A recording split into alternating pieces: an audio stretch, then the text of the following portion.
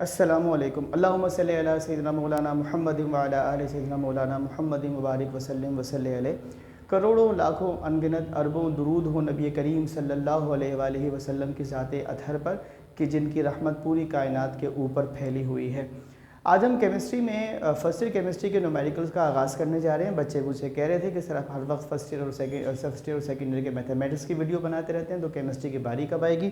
तो मैंने कहा कि इनको खुश कर देते हैं और केमिस्ट्री का भी एक न्यूमेरिकल जो है वो करवा देते हैं। ठीक है, ये किताब है मेरी जिसमें मैंने आपको पहले आपको इंट्रोड्यूस करवा चुका हूँ, जिसमें सारे के सारे numericals, MCQs, short question answer, long question answer और जो मैं इस साल के इम्पॉर्टेंट बताऊंगा। तो ये किताब अपने पास रखिएगा क्योंकि मैं पेज नंबर इसी के लिखूंगा। अगर मैं बोर्ड पर पेज नंबर लिखता हूँ आप उसको टेक्स्ट बुक में तलाश कर रहे होंगे, जबकि वो असल पेज नंबर होंगे इसके। तो ये किताब फटाफट आप लोग ले लीजिए, आपके लिए बहुत ही ज़्यादा हेल्पफुल है और it's A complete solution of your first year chemistry. Guide या रेफरेंस बुक तो है ही, कंप्लीट नोट्स भी हैं ये। ठीक है, तो इसके बाद हम चलते हैं आज की इस वीडियो की तरफ। चैप्टर नंबर 10 है फर्स्ट ईयर केमिस्ट्री का, मोस्ट इंपॉर्टेंट न्यूमेरिकल है। मैंने मोस्ट इसलिए नहीं लिखा क्योंकि यहाँ पे जगह नहीं थी, मुझे सवाल भी पूरा लिखना था। सवाल है automobile anti freeze is 60% W/W यानी weight by weight aqueous solution of ethylene glycol, जिसका मॉलिक्यूलर फार्मूला है C2H6O2। Determine the molality and mole fraction of ethylene glycol. अब क्या कह रहा है ये ज़रा समझें। वो कह रहा है इथिलीन ग्लाइकोल एक ऐसा केमिकल कंपाउंड है जिसको हम गाड़ी के इंजन में डालते हैं तो वो एंटी फ्रीज है, यानी वो ऑयल को, लुब्रिकेंट्स को और जो लिक्विड कंटेंट्स होते हैं इंजन के उनको जमने से रोकता है, जमने नहीं देता। अगर वो हमने 60% वेट बाय वेट का लिया है तो बताइए उसकी मोलैलिटी कितनी होगी और उसका मोल फ्रैक्शन कितना होगा। ठीक है, ये हमें पता करना है। डेटा की हेडिंग दी और मैंने क्या लिख दिया यहाँ पर, परसेंटेज कंपोजिशन 60%। यही मुझे क्वेश्चन में गिवन था। बेटे ये M का मतलब है मॉलिक्यूलर मास, C2H6O2 ये उसका मॉलिक्यूलर फार्मूला है। कार्बन का एटॉमिक मास 12, हाइड्रोजन का 1, ऑक्सीजन का 16। इसको अगर आप मॉलिक्यूलर मास निकालेंगे तो ये आ जाएगा 62 ग्राम पर मोल। वैसे भी एटॉमिक मासेस पेपर में गिवन होते हैं, आपको निकालने की ज़रूरत नहीं होती। ठीक, मोलैलिटी मालूम करनी है, मोल फ्रैक्शन जिसको X कहते हैं मालूम करना है। सही है भाई। सोल्यूशन की heading the 60% weight by weight solution means 60 gram of solute dissolve in 100 gram of solution.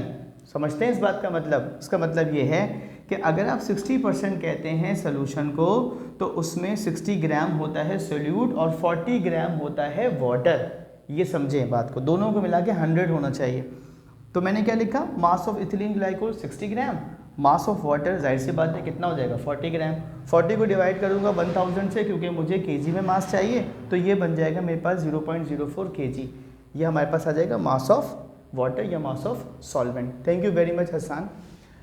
अब मोलैलिटी का फार्मूला लगाते हैं। मोलैलिटी का फार्मूला क्या है बेटे, moles of solute divided by mass of solvent in KG. ठीक है जी, मोल निकालते हैं सबसे पहले। कैसे, mass divided by molecular mass. Mass था 60 देखो और मॉलिक्यूलर मास था 62, डिवाइड कर दिया तो आ गया मोल कितना 0.9677 मोल। सही है।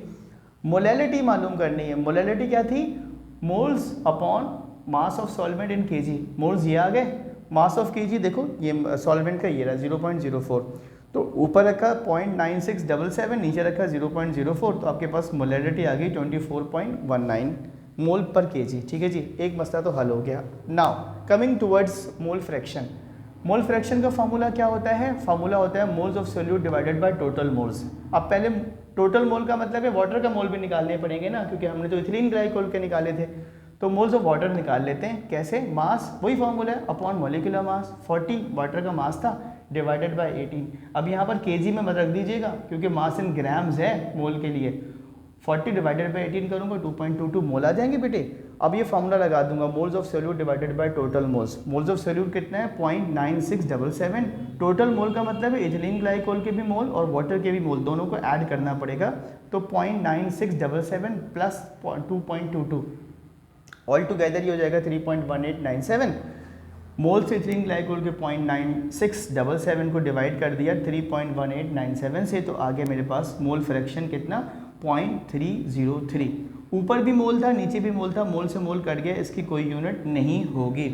मैं उम्मीद करता हूँ कि मेरी आज की वीडियो भी आपको अच्छे से समझ में आई होगी। अब मैं इंशाअल्लाहुल अज़ीज़ कंटिन्यूटी के साथ केमिस्ट्री के और फिज़िक्स के न्यूमेरिकल आपके लिए बनाऊंगा। मेरी वीडियो को लाइक कीजिएगा, शेयर कीजिएगा और इसके मुताबिक अपनी तैयारी कीजिएगा। अपना बहुत ख्याल रखिएगा। अनकरीब में केमिस्ट्री के इंपॉर्टेंट शॉर्ट क्वेश्चन और सेक्शन बी के और लॉन्ग क्वेश्चन सेक्शन सी के ERQs और CRQs दोनों बताने वाला हूँ, तो मेरी आने वाली वीडियो का वेट कीजिएगा।